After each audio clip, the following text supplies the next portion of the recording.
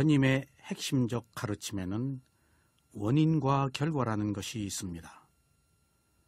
모든 것은 조건에 의해 상호 의존적으로 일어나고 사라집니다. 다른 하나는 사성제가 있습니다. 인간에게는 원래 불만족인 괴로움이 있고, 괴로움의 원인인 집착이 있고, 괴로움이 소멸되는 열반이 있으며, 괴로움의 소멸에 이르는 팔정도가 있습니다.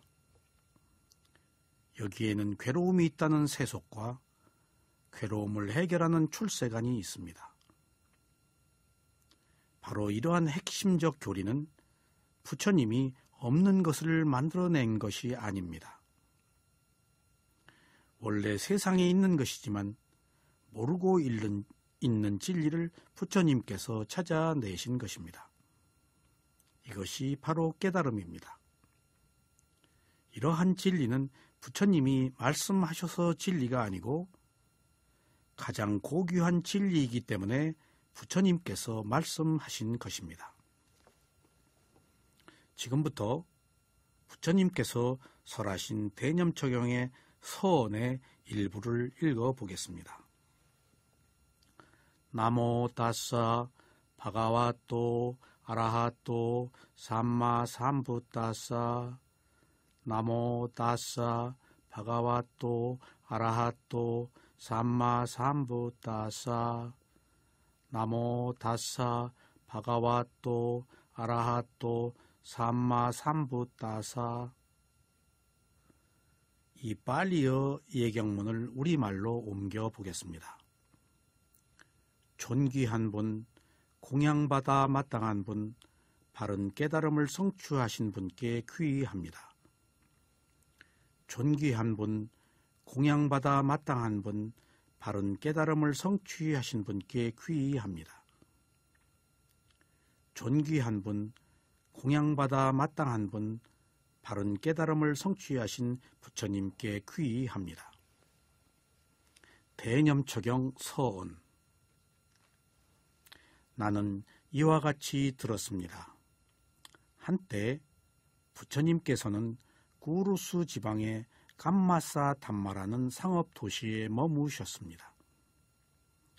그때 부처님께서는 비구들이여 라고 비구들을 부르셨습니다. 비구들은 네, 세존이시여 라고 대답했습니다. 그러자 부처님께서는 다음과 같이 말씀하셨습니다. 비구들이여, 이것이 유일한 길이다. 중생을 정화하고 슬픔과 비탄을 극복하게 하고 육체적 고통과 정신적 고통을 사라지게 하고 올바른 길에 도달하게 하고 열반을 실현하기 위한 길이다. 이것이 바로 네 가지 알아차림의 확립이다. 무엇이 네 가지인가? 비구들이여, 여기 비구는 몸에서 몸을 알아차리며 지낸다. 열심히 분명한 앓음을 하고 알아차려서 세상에 대한 욕망과 싫어하는 마음을 제어하면서 지낸다. 그는 느낌에서 느낌을 알아차리며 지낸다. 열심히 분명한 앓음을 하고 알아차려서 세상에 대한 욕망과 싫어하는 마음을 제어하면서 지낸다. 그는 마음에서 마음을 알아차리며 지낸다. 열심히 분명한 앓음을 하고 알아차려서 세상에 대한 욕망과 싫어하는 마음을 제어하면서 지낸다. 그는 법에서 법을 알아차리며 지낸다. 열심히 분명한 앓음을 하고 알아차려서 세상에 대한 욕망과 싫어하는 마음을 제어하면서 지낸다. 이상이 부처님의 말씀이셨습니다. 불교도들은 경전을 읽을 때나 예불을 올릴 때나 부처님과 부처님의 가르침인 법과 승단인 상카의 경의를 표하는 뜻으로 빨리 개송을 3번씩 암송합니다. 이것이 바로 불법승 3보에 대한 예경입니다. 대념 처경의 처음은 이와 같이 나는 들었다로 시작합니다. 부처님의 가르침이 담겨져 있는 모든 경전은 이와 같이 나는 들었습니다 라는 말로 시작합니다. 나라는 말은 부처님의 첫째 사촌인 아난다 존자를 지칭합니다. 아난다 존자는 25년간 부처님을 개인적으로 시중하셨습니다. 그분은 부처님과 동갑이고 부처님과 같은 날에 태어났다고 알려졌습니다. 부처님께서 45년간 가르침을 펴는 동안 처음 20년간은 전적으로 부처님을 시중하는 비구가 없었습니다. 어떤 때는 한 비구가, 다른 때는 다른 비구가 시중을 들었습니다. 21년째부터 아난다 존자가 부처님을 전적으로 시중 들게 되었습니다. 아난다 존자에게 이 자리가 주어진 배경이 재미있습니다. 부처님께서 가르침을 펴신 지 21년째 되는 해에 시중을 들 비구가 필요하다고 널리 알려졌습니다. 그러자 부처님의 많은 주요 제자들이 시자가 되려고 애썼으나 부처님께서 그들을 거부하셨습니다. 상가회의에서 비구들이 아난다 존자가 부처님께 봉사하기를 권고하자 아난다 존자가 말했습니다. 만약 부처님께서 내가 시자가 되기를 원하신다면 그분이 나에게 요청하실 것입니다. 부처님께서 요청하지 않으시면 나는 나서지 않겠습니다.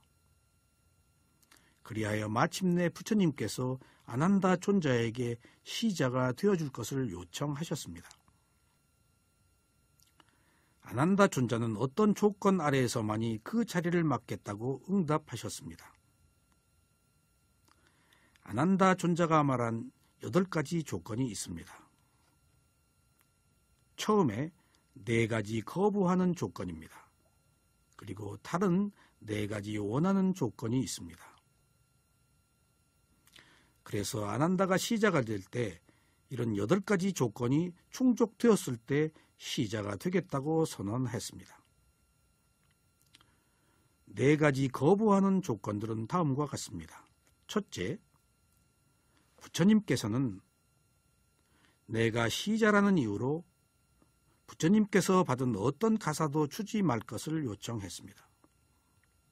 둘째, 시자라는 이유로 부처님께서 받으신 좋은 음식을 그에게 주지 말 것을 요청했습니다.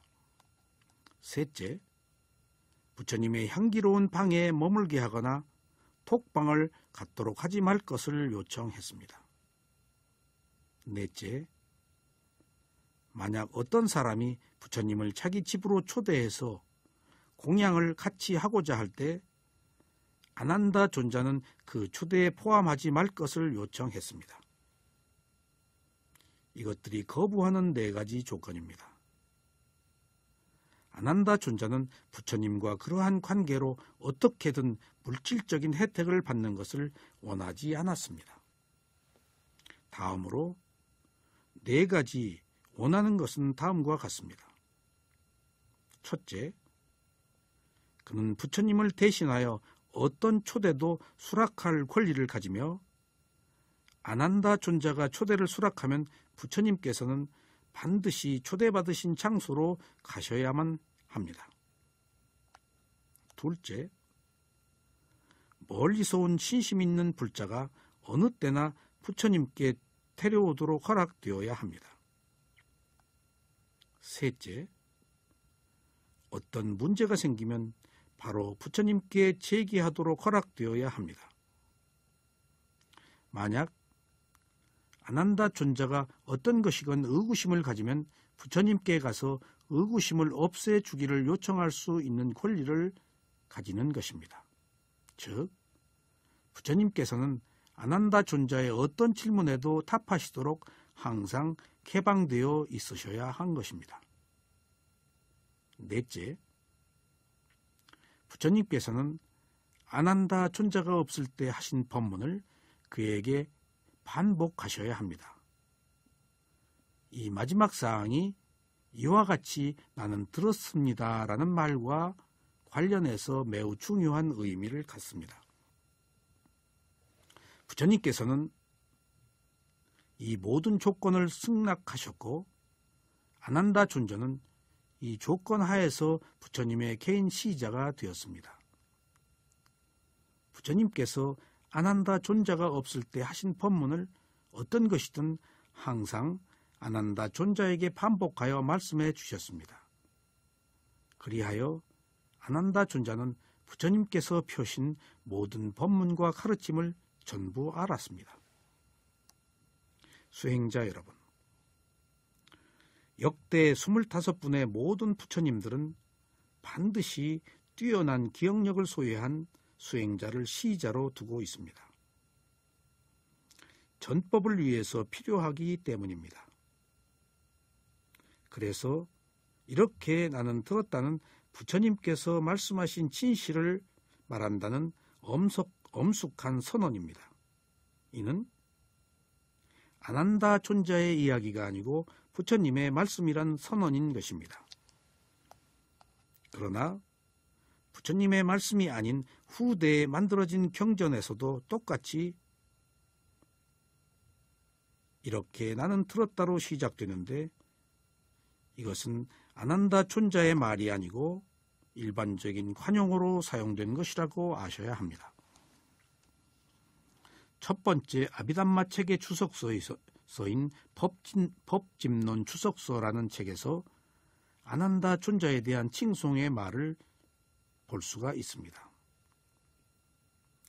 그분께서는 그야말로 넓은 경험을 가지고 삼장인 부처님의 가르침인 경장, 율장, 논장을 공부하시는 분이었습니다. 그분은 곤충과 꽃을 수집하듯이 쉽게 15,000절 또는 6,000피드 길이의 글을 서서 배우고 암송하고 설법할 수 있었습니다. 즉, 한 번 서 있는 동안 그분은 배우고 암송하고 또는 설법할 수 있었습니다. 그러한 것이 그분께서 행한 해설의 하나의 과정이었습니다. 부처님 외에 누구도 가르칠 수 없었고 또는 가르침으로 명성을 얻지 못했습니다. 따라서 존자께서는 경전 원문의 낱말들 하나하나를 알고 있었습니다. 이렇게 주석서에서는 아난다 존자에 대해서 말했습니다. 아난다 존자는 빠르고 예리한 치성을 갖추었습니다. 부처님만이 아난다 존자를 가르칠 수 있었기 때문에 아난다 존자는 부처님께서 가르치신 모든 것을 알게 되었습니다. 부처님께서 돌아가신 뒤 3개월째 되는 때 첫 번째 불교의 결집대회가 개최되었습니다. 아난다 존자는 이와 같이 나는 들었습니다라는 말과 함께 부처님께서 들었던 가르침을 여러 비구들에게 알렸습니다. 부처님께서 돌아가신 뒤 수제자인 마가사빠 존자는 결집을 개최하기로 결정하고 참여할 500명의 아라한을 뽑았습니다. 그 결집에서 부처님의 모든 가르침이 모아졌고 주의 깊게 면밀히 검토되었습니다. 부처님의 진실한 가르침이 결집에서 인정되어 모아졌고 일제히 조화롭게 암송을 했습니다. 조화롭게 암송한다는 것은 그 가르침에 부처님의 금구를 통한 말씀이라고 결집에서 만장일치로 승인되었음을 뜻합니다. 그 당시에는 부처님의 가르침을 써두는 것이 아니라 암송하는 방법으로 이어졌기 때문입니다. 가르침들이 암송으로 기록되었을 뿐만 아니라 또한 다른 묶음으로 분류되었습니다. 가장 인기 있는 구분은 바구니로 구분한 것입니다.